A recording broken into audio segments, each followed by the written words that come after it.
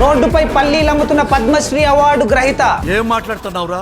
నరాలు కట్ అయిపోయింది. వారే ఒరిస్సాకు చెందిన సంబాల్పురి పోయెట్ డాక్టర్ హల్దార్ నాగ్ గారు. వీరి చిన్నతనంలోనే తండ్రి మరణించడంతో ఆర్థిక పరిస్థితులు బాగోలేక 3వ తరగతిలోనే చదువు మానేసి పనిలో చేరారు. ఆ తర్వాత స్కూల్లో వంటవాడిగా పనిచేస్తూ అక్కడే రాయడం చదవడం కూడా నేర్చుకున్నారు. స్కూల్లో పిల్లలు చదువుతున్న పద్యాలు కవితలు విని తనకు కూడా ఏదైనా రాయాలనే కోరిక కలిగింది. ఆ సమయంలోనే వారి మొదటి కవితను రాశారు. దాని తర్వాత హల్దార్ గారు రాసిన కవితలన్నీ కలిపి ఒక బుక్ కూడా ప్రింట్ చేశారు. దాంతో బాగా పాపులర్ అయిపోయారు. హల్దార్ గారు social issues, nature, religion, mythology and fighting operation వంటి రెగ్యులర్ ఇష్యూస్ పైనే ఎక్కువగా కవితలు రాసేవారు. సాహిత్య రంగంలో హల్దార్ గారు చేసిన కృషికి గాను 2016లో భారత ప్రభుత్వం పద్మశ్రీ అవార్డు తో సత్కరించింది. కవి హృదయం కళకు బానిసే కానీ ఆస్తులకు అంతస్తులకు కాదు అన్నట్టు ఎంతో పేరు ప్రఖ్యాతలు సంపాదించినా కూడా ఇప్పటికీ వీధుల్లో పల్లీలమ్ముతూ సాధారణ జీవితాన్ని గడుపుతున్నారు.